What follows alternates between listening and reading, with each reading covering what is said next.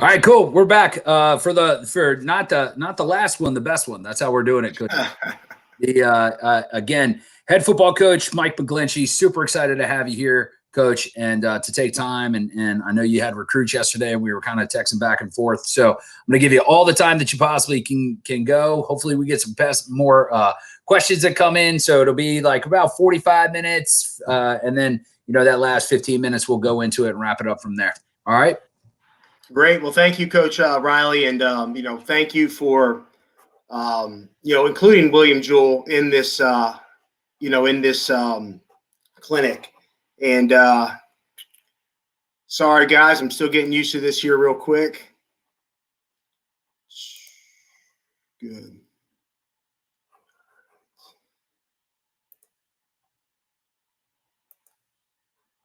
All right.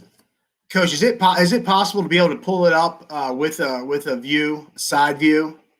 Let me see if Sean can do that for us real quick, because we can see what we see is we actually see you and we see your what it is that you're sharing. So it's okay. Oh, well, that's great. That's good. That's all. Yeah, we'll be able to see your hands, because I know we were talking about we get the hand movement stuff going. Yeah, got it. But again, thank you for for including us in the in this clinic. My name is Mike McGlinchy. I'm the head football coach at William Jewell College, and in about a week or so, I'm going to be here for 1 year, and it's obviously, like everybody knows, a very, very interesting year where we've had 12 practices so far as a unit. So as Coach Linhart and the rest of the staff, we're still really trying to implement what we would like to do here at Jewell. And one of the key things that I love to talk about is D-line play. And D-line play for me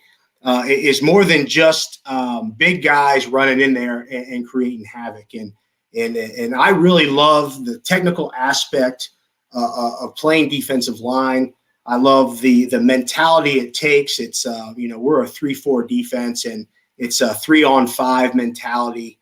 How are we going to occupy 4 to 5 linemen and keep our linebackers free? And we really do it through a couple really base, key reads and fundamental teachings. And when I think about a clinic, and when I go to a clinic, I always want to kind of know, well, what am I looking for? Okay. And when it comes to scheme, when you get to, be in your 40s, like me, and I was the co-defensive coordinator at Colorado School of Mines the last 4 years, you pretty much know what you want to do scheme-wise. You are looking for small little tidbits that could maybe put you over the top, and you spend a lot of time as a coach, talking to other coaches, privately or meeting with them, on their campuses to kind of get those fine points. But when I go to a clinic, when I go to like this clinic or the Glazier clinic, really what I'm looking for is to take one thing from that clinic, that I can bring back and incorporate it into what I do. And everybody on this video does it differently. Okay. And it doesn't matter if you're a 4-3, 4-4, 4-2-5, 3-4, 3-3 stack.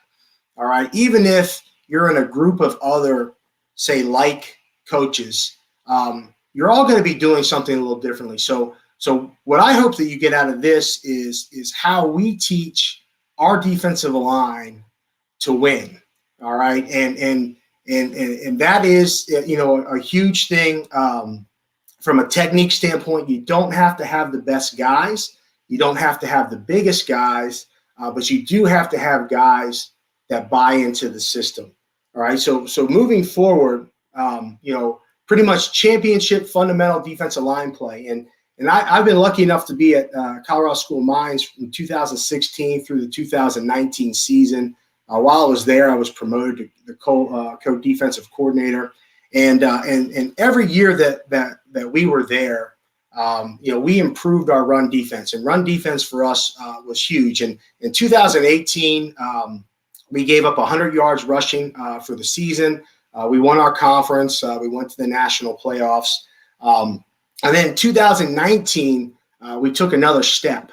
And And we took that step. We went from giving up 100 yards a game in rushing to giving up 57 yards a game rushing after 11 games of quality Division II opponents. Getting to the second round of the national playoffs, giving a top 10 overall defense. I think we gave around 265 yards a game. And then more importantly, only let up about 15 points a game, on the scoreboard. So we really kind of elevated that play. And I was lucky enough to grow pretty much this craft of how we teach the defensive line, really at Colorado School of Mines. 3 conference championships, a lot of success, right around 40 wins out of 50 games. I think we were 40-10, and a couple of top 10 rankings. So I'm really believing what I'm about to tell you. It might be a little bit unorthodox because I was an offensive coach for 11 or 12 years. And I was at Towson University from 2000 to 2009, early 2009. And I was with head coach Gordy Combs, and I was a running back coach, tight end coach, special teams coordinator. And we just didn't quite win enough to stay there. And when we got let go, I had to reinvent myself. And that came at North Carolina Central. Became as a D-line coach, and I still remember Coach Risen asking me, Mike, why am I going to hire you to be my defensive line coach when all you've done is been an offensive coach and a special teams coordinator? And I told Mose, I said, Mose, coaching is teaching, right? And I believe that I am a really good teacher. So I know I'm talking to a lot of teachers out there.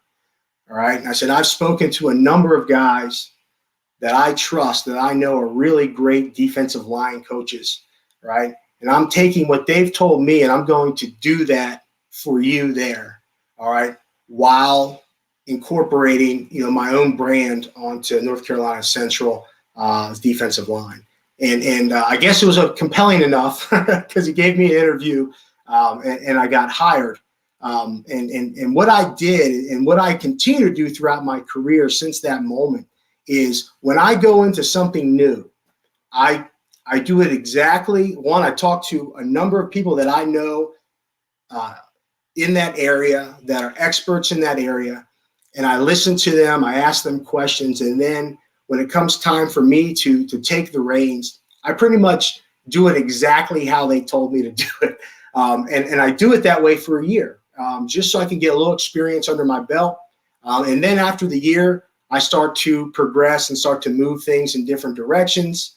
There'll be some things that I really like, some things I don't really like. So really what you're going to hear today is really a culmination from 2009 through 2019, where I was predominantly the defensive line coach at a number of different places. I did have a stop or two back on offense in between there.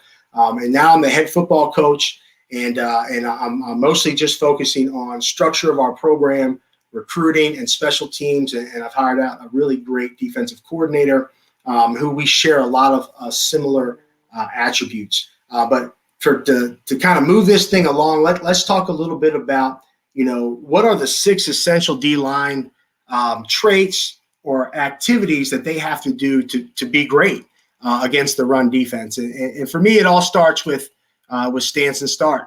All right. And your stance, your alignment, how you're going to line up. We're not going to spend a lot of time talking about that today because, I trust that, everybody is working on stances where our defensive linemen can get off the ball at the snap. The next big part is BGO, and BGO for me is ball get off. Okay, so at the snap of the ball, what are we doing? Are we exploding? Are we coming straight ahead? Are we moving a stunt? All right. The next will be key reads. All right. So when we're exploding off the ball, at the same time we're making our key reads, and key reads, all right, are what going to put us in the right direction. And I feel that key reads are 1A for the most important parts of playing defensive line. The next will be attack and control.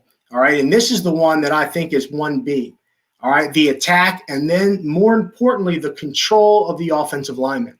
All right. Because we don't just want to let that offensive lineman go, because if we let him go, he is going to go block somebody else. All right, so we want to keep him off his path, and that's really a couple things that we're going to be talking about during this clinic. The next would be shed and escape. Obviously, we have to get off the block.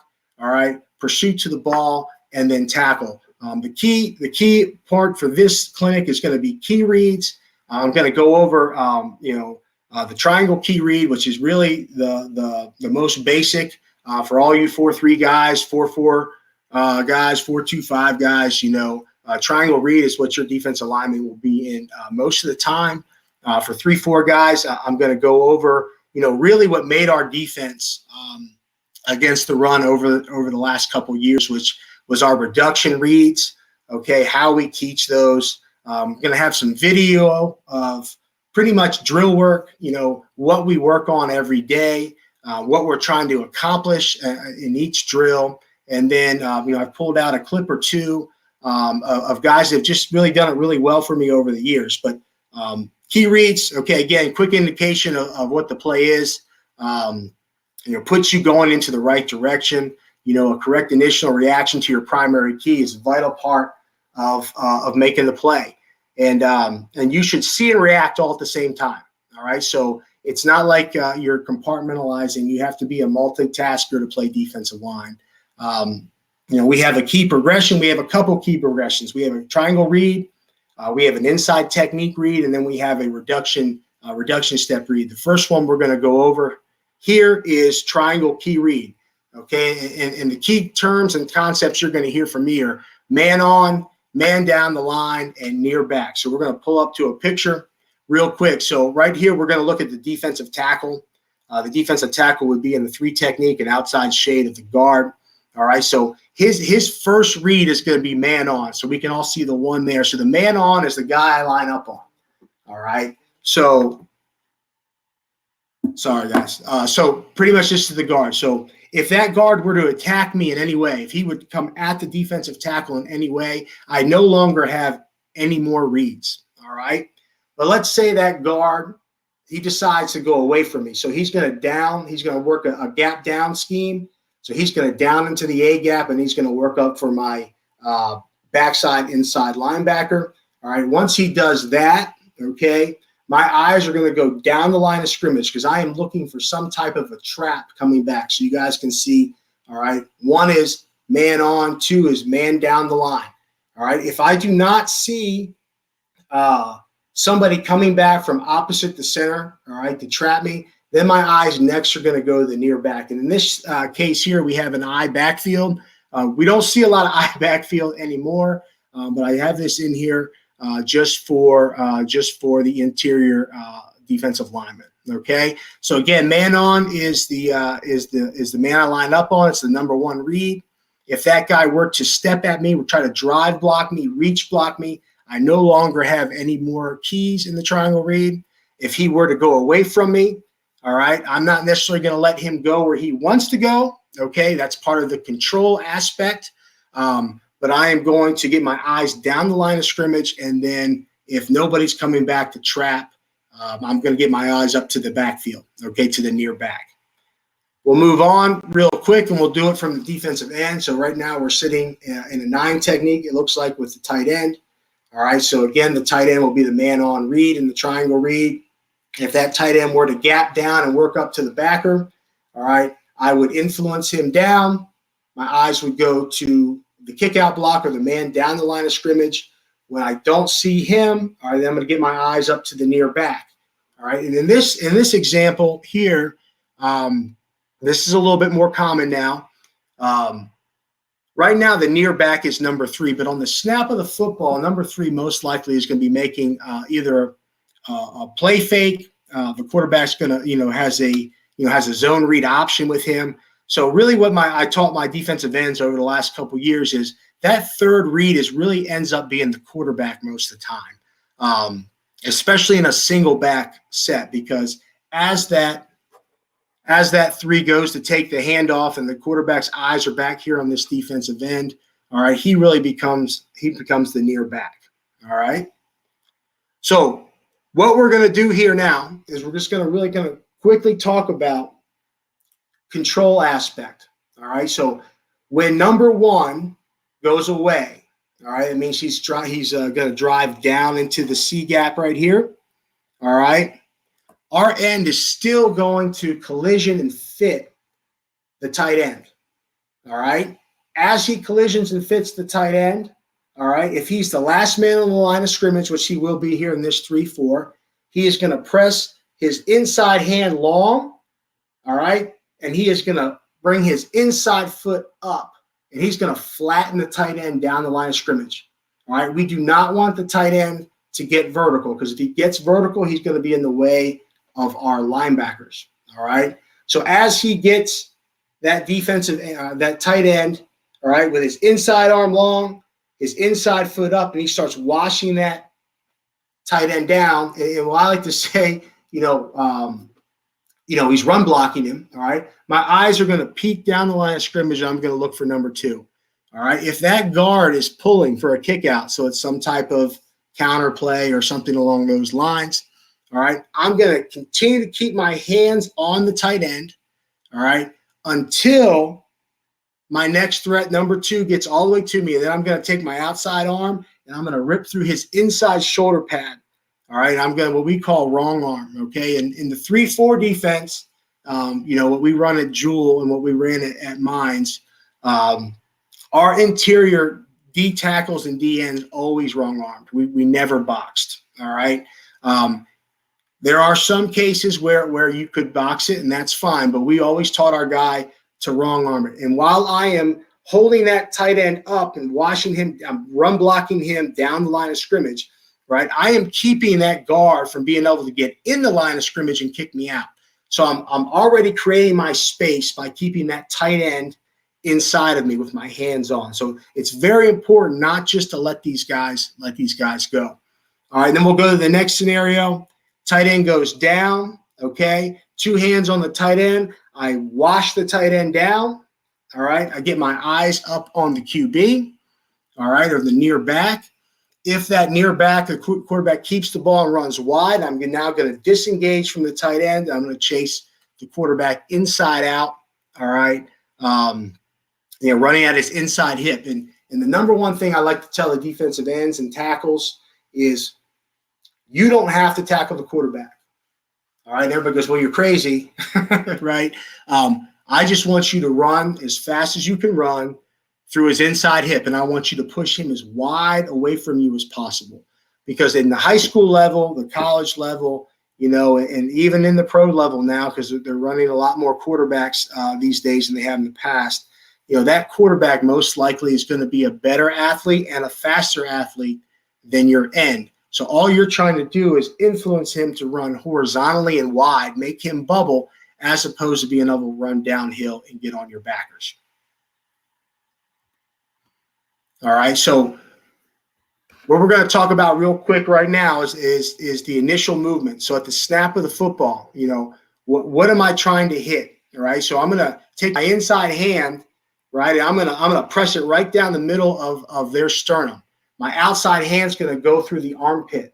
All right, so that's going to be my strike. All right, that's going to be my target. My read in a triangle read is going to be the outside shoulder pad of the man on. All right, so my eyes are going to be focused on the outside armpit. So if that were to progress out, I would go out and I want to knock it back. All right, hands are going to be tight, sternum, armpit. All right, elbows are going to be tight. All right, at the snap of the ball, I'm going to explode out of my hands. I'm going to shoot my hands. I'm going to explode out of my hips, excuse me. I'm going to shoot my hands from the ground. Okay, and then I'm going to press what I call my gap foot. So in a triangle read, all right, the defensive lineman has the outside gap. All right, so he's going to press his outside foot up. And I want to keep that outside foot stagger the entire time, because I'm not an O lineman, so I'm not looking to run block a guy 5 yards, upfield. I'm looking to take control of the outside shoulder pad. I'm looking to turn his shoulder pad, and I'm looking to keep my gap arm and gap foot up together. That way, every time he tries to go out, he'll naturally work himself backwards. All right. how do we get there? All right. So how do we get to, teaching the strike, teaching the press, right? Teaching the hands, elbows tight. Well, this next session here is really what, I do every day. All right. So I call it my Run Pro 1, and Run Pro 1 has a number of different drills in it. And we're going to watch some of these drills today. All right. And we're going to kind of talk through what's important on the drill. Okay. Why we use it. All right. And the first one that we start with every day is quick hands. And my boss at Colorado School of Mines never understood why we did this. All right. And I'm gonna tell you why. I told him why too, but he just refused to acknowledge it. All right. But these are quick hands. So we're going to start with our hands on the ground. You guys can see we just have an agile bag, and all we're going to do is we're going to tap the bottom of that agile bag. And we're going to do that by rotating our hands, right? So our hands are going to be palms down to start. And then when we tap the bag, they'll be palms up. And we're going to bring our elbows in real tight, and we're going to try to do it as fast as possible. All right. And what we're doing here is we're building muscle memory, okay? Because as a defensive lineman, when I punch the O lineman, the punch really comes from my hips. All right. It doesn't come from my hands. So all I'm trying to do when we snap the football is get my hands from the ground to the breastplate into the armpit on the triangle read. All right. So here's the first look at quick hands. There we go. All right. And we're going to do this every day. All right. And they're all on whistles. Okay. Like I said, I'm an old offensive coach. All right. Everything I did as a D-line coach was on a whistle, which is probably wrong. All right. But, sometimes it's hard to coach or teach an old dog new tricks. All right. And that's really all it is. So I give them 2 reps. Fast. They stop. I blow the whistle again. They go fast. And the guy that we're looking at here closest to us is doing a great job. All right. One, he's got great body presence. You see how his eyes are up. They're in the heads into the bag. You can look over here to the right. We have a defensive lineman with his eyes down. So he's got a forward lean. So he's not going to be nearly as effective. He's not going to be it's going to be harder for him to keep his elbows in. And you can see right now his elbows right here kind of flared out a little bit. All right. Right here, he's going to keep his elbows in because every time we strike, we want our elbows tight, our thumbs up. All right. And we want small hand placements. Right. So we don't want to be all over the map on that offensive lineman. We want to be on his breastplate and in his armpit. And that's like the steering wheel. All right. So anytime we want to turn his shoulder pads, we just have to lengthen one of our arms. Okay. So this helps us get there with the quick hands about getting our hands on the man right away. All right. And coming straight from the ground.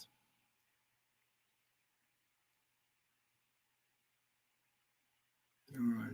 Great. The next set that we're going to talk about is 6-point explosion. Okay. And like I said before, the hands aren't the strikers. We're going to strike with the hips, but the only way we can strike with the hips is if we get our hands at full extension, completely locked out and placed on the target. So we have to place them on the target while we're bringing our hips. So we're going to get into a 6-point explosion. All right. I'm going to show it to you real quick and then kind of coach you through the drill. Again, really nice job here. Eyes are up. Elbows are in tight. All right. I am not a big guy that likes to dig my toes into the ground in drill work. Okay. I like to make sure the toes are out of the ground because I want this to be all hip, right? I want them to get used to not having anything to push off on and just rolling their hip all the way through.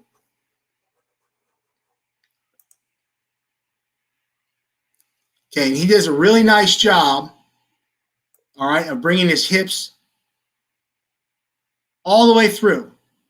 All right. That's an excellent job right there. Eyes are up. Elbows are tight. And again, another reason why, guys, I started using these agile bags as the blocking bags more for convenience, right? Because agile bags, we'll run over those to get warmed up. We'll put them between our base, what I call, wide base BGO. So they're around. But what I really like about the Agile bag when we're in drill work is they're narrow, right? So it really focuses on getting that quick hands, elbows in tight, right? Thumbs up, and you have to be very precision and precise to hit these bags and hit them with force. But again, great job here with full layout. And one thing I want you guys to know is he did not catch himself, right? All right. If your guys are catching themselves, that means their hips aren't all the way through. All right. It also means that they're not going for it. All right. And everything that we do on the D line, okay, has to be 100% explosion. All right. Because the offense knows the snap count, right? So when that ball is being snapped, the offensive lineman's already taken the step. All right. So we're already kind of behind the 8 ball. So we can't have any timid time. All right. We have to come out of our hips and get rocking and rolling. All right. Again, all the way extended. Excellent job. His eyes are up, right? He's rolled all the way through the ground. Okay. Again, I've gone to doing these 3 times and popping up, and then for whatever reason over the last 2 years, I've just kind of gone to 2. All right. And then it's time to change. All right. So we start with quick hands. Next, we went to 6-point explosion. All right. The third in the chain is going to be 3-point explosion. And what we're going to do here is we're going to be in a right-handed stance. We're going to be in a left-handed stance. All right. So all of our guys have to be in multiple stances. Okay. Same concept. All right. Really nice job here with his stance. All right. Not a real big stagger. Right. Knees over toes. Hips got a 90-degree bend. Our butt's a little bit above our shoulder pad. All right. And our eyes are up because eyes are key, because key reads, right? So we are looking for that tip of the shoulder pad, right? That's what we're reading. We're reading the tip of the shoulder pad. All right. If that shoulder pad goes in, I know what to do. If that shoulder pad goes out, I know what to do. Sorry, guys. I skipped ahead there.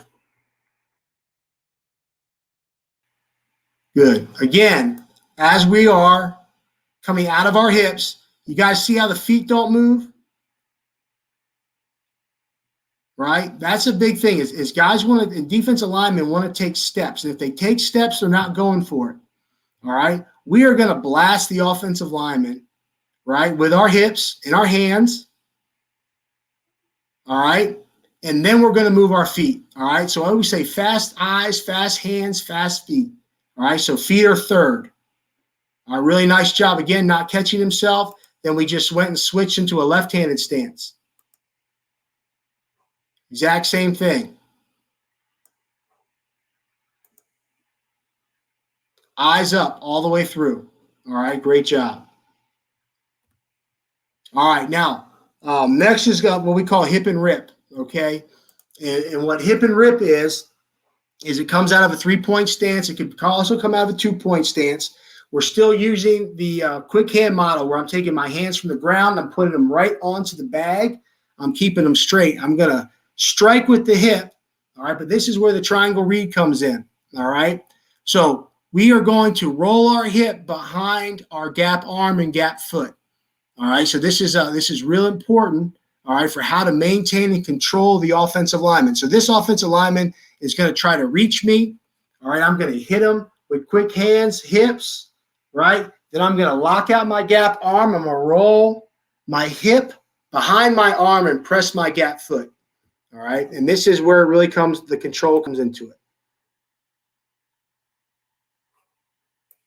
And then we always rip off. So I really want you guys to watch. See the hip roll.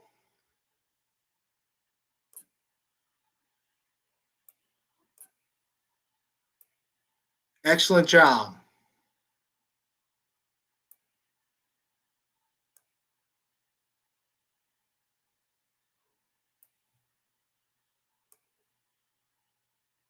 Okay, everything looks exactly the same. All right, and this young man right here, number 97, was a redshirt freshman for me. Okay, and he's a guy that was an offensive lineman in high school.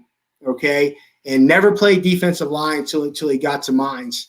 and he just soaked up all of what we were trying to do. And he was a backup for us in our 2019 12-1 season, and he's going to have a great career out there for the rest of the time. But I did it again. There we go.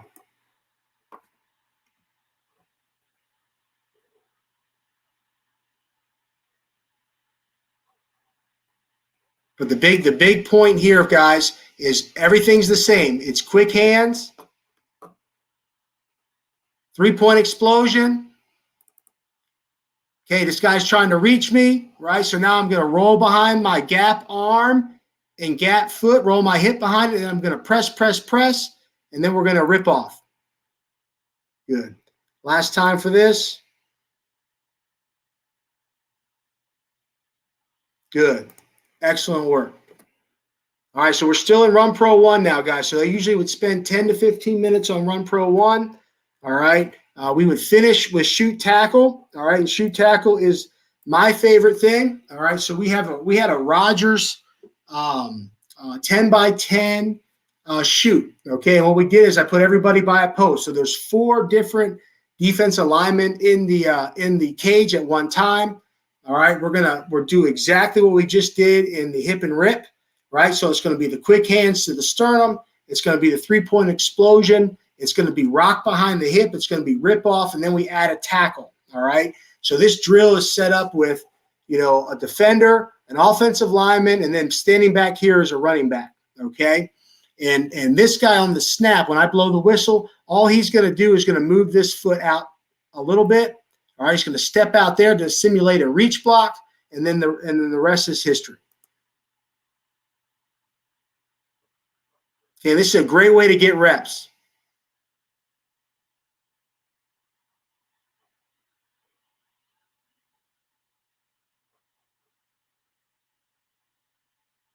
Okay, there's all ages here, guys. I mean, there's a true freshman, a redshirt freshman, a redshirt sophomore, all right, and a junior. All right, so all these guys, the best part about coaching is when your guys look identical, right? When all your guys look identical, right, that they're listening, that they're involved, okay? And we'll do this drill. I hit that space bar too many times. We'll do this drill every day. Okay, as long as we have shoulder pads and helmets on. I never get under the chute unless we have shoulder pads and helmets. So we will do this. They'll get 2 reps each on this post, and then they'll move over and get 2 reps on the other post. I don't think I have all that in there. All right, but this is all really just teaching that triangle read, right? First rep. Right, man on. The man comes to attack me, so I am pretty much focusing on that right this second. All right.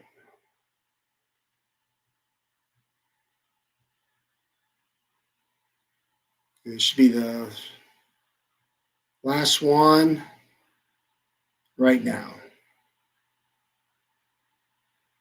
Good. Okay, next we got to break up after we do all those reps. So in the Run Pro 1, I'm looking for reps. We're looking for reps. We're going quick. We're banging it out. Okay, when we break up into pods or we break up into partners, all right, there's a little different coaching philosophy there. Okay, now we're going to be getting into teaching. All right, we're not necessarily looking for a quantity of reps. We're looking for quality reps, and we're looking to improve our technique. So right here, we're going to work the zone read. So again, this is triangle read. All right, we're going to read this outside shoulder pad right here. All right, if this guy is to come forward or try to reach us, all right, we no longer have any other reads. If this guy were to go down, okay, we would engage him, flatten him off, and then we would get our eyes looking for something coming back. All right, so in this one, it's a zone reach.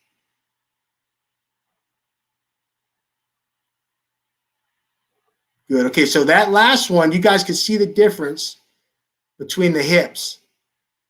See him really pull his hips out and then watch him not bring them. Big difference right there. Good hips right there on this last one. All right, and this young man right here is about 215 pounds, so he's a small defensive end. All right, and you can still generate the power. So right there is first read, a triangle read. All right, just us teaching the technique over and over again. All right, the next thing we're going to talk about, guys, is what we call our reduction step key reads. All right, I might call them a gap step read. Nobody knows what a gap step is. I kind of invented that just because as an offensive coach, didn't know what to call it. So I called it a gap step read for a long time. But it is a reduction end read. All right, key read.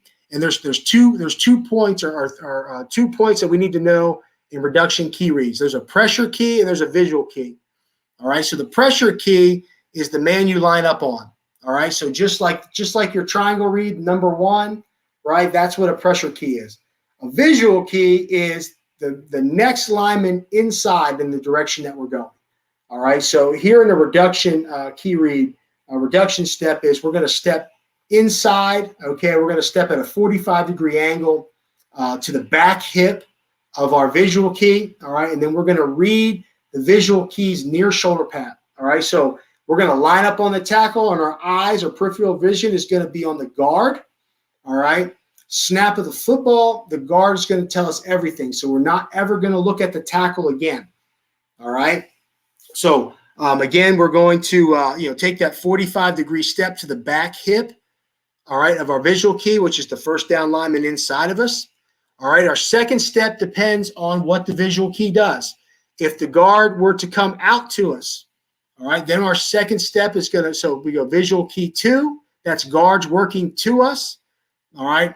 We're going to take our second step and go through his upfield shoulder. We're going to blast his upfield shoulder. We're going to lock out our outside arm and press our outside foot. What we're trying to do is we're trying to knock that guard back into the backfield.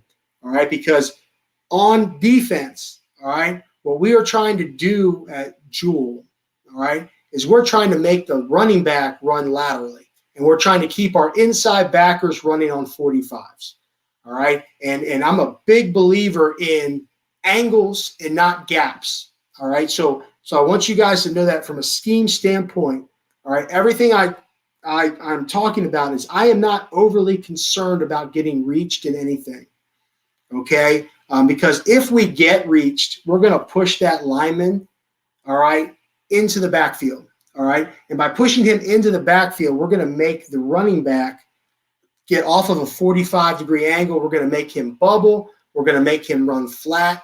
Okay. And then for how we're teaching our inside backers, outside backers, and safeties they're going to make up for all that issue. So what I'm looking for is huge collision from the defensive line, imposing your will a little bit on the offensive line, and pushing them into the backfield, making the running back do what we want the running back to do.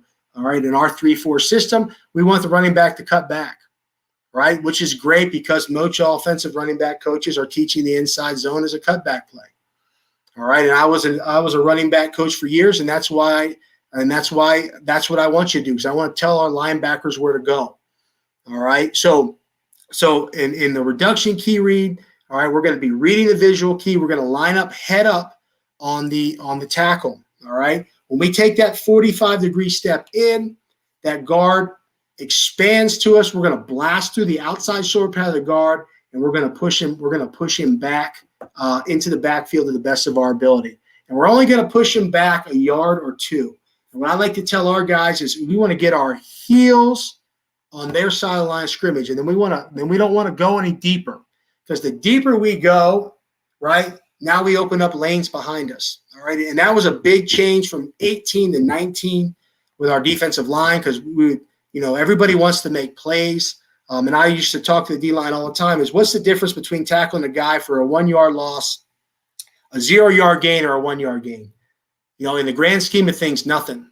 All right. And how big is that 3-yard loss?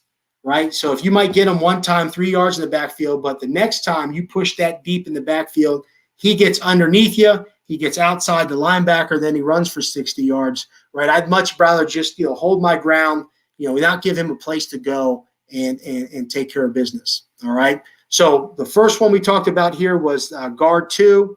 All right. So 45-degree step to the back hip of the guard. Second step will go through the guard's outside shoulder pad. I lock out my outside hand. I press my gap foot behind it. I roll behind my hip, like all that stuff that we just watched on the video. Okay. I push, right? And I get my eyes to the near back, which will in this case be the running back. All right. The next set that we can do, all right, is now that the guard goes away. So if the guard goes away from me, all right, who's blocking me? And this is exactly how I teach it to the defensive line. And they're always going to say, well, the tackle, right? It has to be the tackle because there's nobody over there, right? So as we take our 45-degree step to the guard and I see that shoulder pad go down away from me, he's going to the nose guard, all right? My next step has to be as vertical as possible. So I take that first 45 and the second step, I want to go as vertical as possible because I'm going to shoulder lift, roll my hips, and blast the tackle.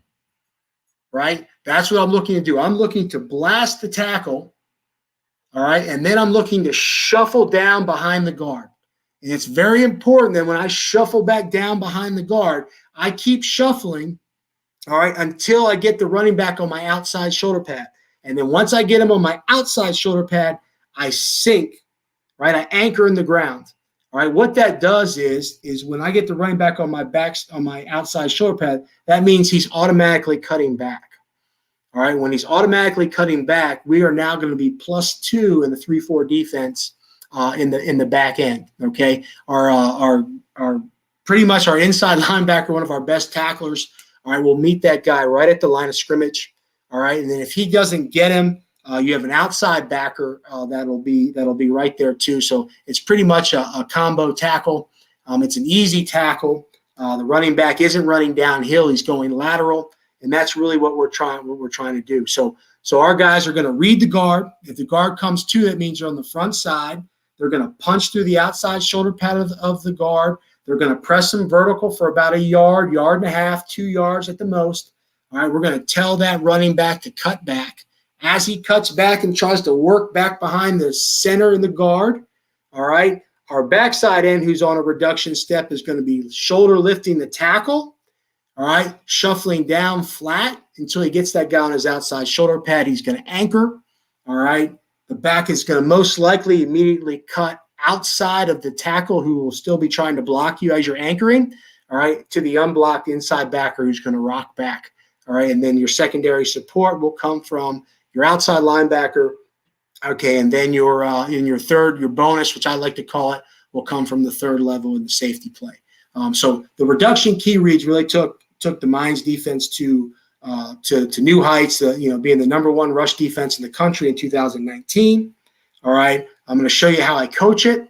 We have a little bit of video here.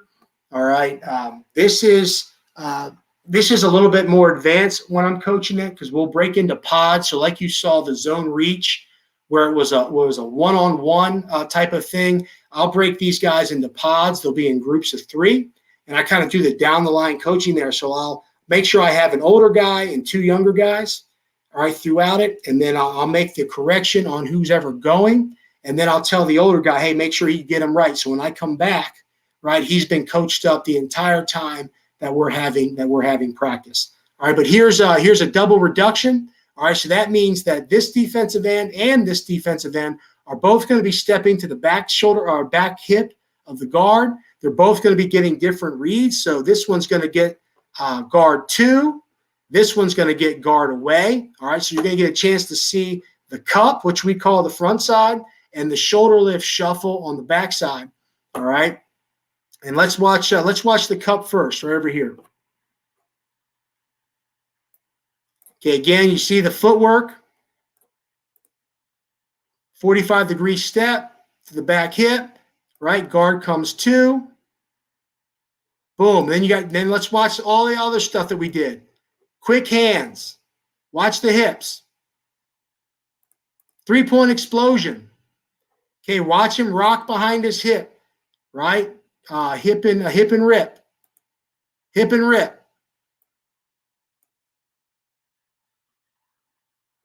Okay, Luke Jeter is a strong kid, but Luke Jeter's 230 pounds. All right, so we had a 230-pound starting defensive end. You had a 250-pound defensive tackle, and you had a 270-pound nose guard. And this was the #1 rush defense in the country. All right, so you don't have to be huge. All right, but you do have to play with technique, and Luke here is doing a great job with his technique. All right, now let's watch Sterling on the backside. All right, so Sterling right here, the defensive tackle. Sorry, guys, I thought I had it paused.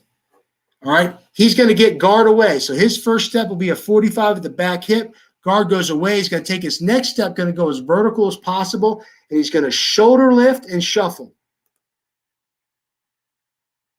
You guys see what the shoulder lift, right? He's going to use his three-point explosion on the shoulder lift. See the hips come forward? Watch what happens to the tackle. Boom, he gets lifted into the backfield. And then Sterling's in a square stance, flat shuffle. All right, and really there's no running back here, but he's going to continue to shuffle, all right, until he gets the running back on his outside shoulder pad. Now, right here, the helmet of the tackle is inside of Sterling. All right, and this is the #1 thing that I think a lot of D linemen, get confused about. Well, I have that gap; his helmet's inside, so I have to just hell bent for election. I got to run in there. All right, but I'm a big believer in body mechanics, being in position to make the play. All right, being in control. Right, so when the running back gets there, then I can make the play. And if I just dive in there, then most likely he's going to get on my back hip to tackle. And he's just going to wash me by. Right, so right here where the tackle might have inside presence on Sterling, Sterling's in control. Anytime Sterling wants to get this guy to off of him, he's in control because that guy, the tackle's in trouble. His feet are all crossing over. He's in trouble. All right, Sterling has a nice, strong base. All right, now let's watch the nose guard real quick. All right, because this is hip and rip. 92. So watch 92 real quick. See him run behind that hip right there? See what he does to the center? He keeps him on the line of scrimmage and flat. All right, now they're trying to double team the nose guard, and the nose guard's giving him his back, right? You want to put that guard on your back number because every time he pushes hard on that back number and your outside arm is locked out in the center, see what the center is? The center looks like he's running a sprint this way. His shoulder pads are turned. Right, so again, 3-point, you got quick hands, 3-point explosion, hip and rip. And again, we're keeping all the linemen on the line of scrimmage. All right.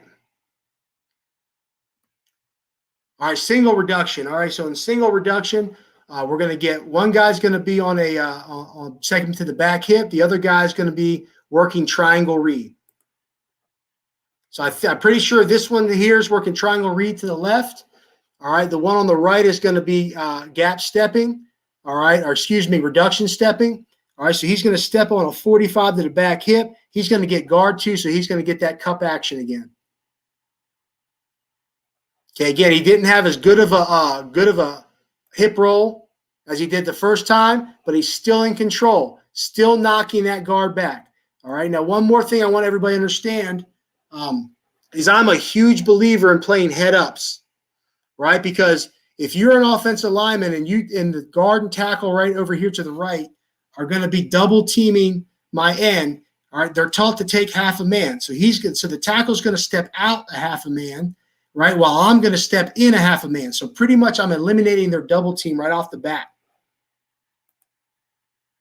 Okay, and then I'm going to push the guard into the backfield. I'm going to make the running back cut back. All right, so right here is going to be to the left, where Sterling's going to be quick hands, 3-point explosion. He's working triangle read. So now his guy's going down. The big difference here is if this guy was going down, the tackle was going down, and there was no tight end, Sterling would play it square because he'd have to read the near back. All right, but since he's covered up by a tight end, he can just play hip and rip, all right, and kind of work against a double team. Good. Again, and we can see again what happens to the tackle. Tackle gets flattened off. Sterling presses through him, then he pulls and rips off. In his case, he swims, but that's fine. Okay, again, that's what I'm talking about with your triangle read. All right? Man went away. He rolls in behind it. He gets his eyes down the line of scrimmage. He flattens the tackle off, so there's no chance of him getting trapped, right? Nobody came back, and then he's going to pulled himself off and got vertical, all right, because he's going to be looking for a quarterback type of a run. All right, then you can watch the nose guard. Sorry. There we go. Watch the nose guard 93.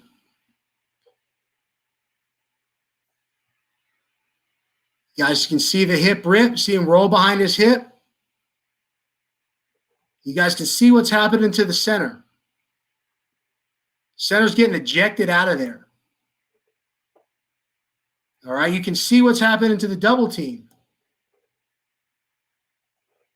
Right? Scotty doesn't do a great job of getting on the back shoulder. Right? But then he really gets behind that hip, his hip behind his arm. Right?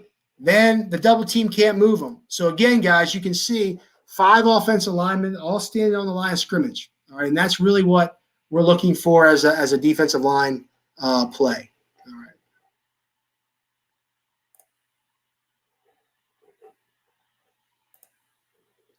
So, guys, with that said, you know, I know it's really tough in a situation here. D-line coaches, O-line coaches, you know, we really like to get your hands on you, right?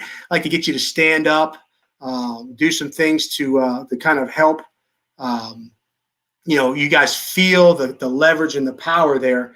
But for the most part, you know, we've been very successful with those types of techniques, and the whole thing is attack and then control. So when you don't have a good D line, right, tell them to run block the O lineman. Right. Especially when they're not trying to block you, right? They're trying to get somebody else. So keep them off that, and that's really kind of a simple term for it. One of the, like you said, Coach, at the start with all of it, I said it earlier today in the clinic, and again, it's tough when it's the last clinic, but yet it's still so much vital, good info. You said take one thing, and I mean there was a variety. I love that quick. I love the quick drill. That's all. I mean, just any kid in America can work on hand speed by simply taking hands down. It's like the old school game that we played when we were up. It's like, hey, you know, like, hey, let's slap, you know, let's just go. That's a fantastic drill to be able to incorporate. And then, like you said, especially with the stack concept, you know, playing with that guy head up and forcing him to take on the double, but also your coaching point of really telling guys to chase that backside to the center really just broadens that whole concept, because you could see him. He has to run lateral at that point. He's not able to do anything else. Steve Walsh asked, he said, great stuff, Coach. Are you willing to share your PowerPoint? And yeah, definitely. Yeah, there was so many really good stuff. Your keys as far as how to get that leverage. And I think another great coaching point that you brought up was, you know, the explosion of the hips. You can really tell when a guy is going all out, because you will see them slow it up, right? I mean, I haven't given that whole thing. Like, that was a perfect point that you brought up there. Absolutely. It was spot on. Let's see if anybody else comes through with a question as it goes. Really dragged, safety first, so much gold. We are going to share these. I need to rewatch and take notes on the coaching points. Yeah, Juan, absolutely. There's a lot of really good stuff that Coach talked about, that all the coaches today have been able to, you know, share with everybody. But especially this last one, there was a lot of really fundamental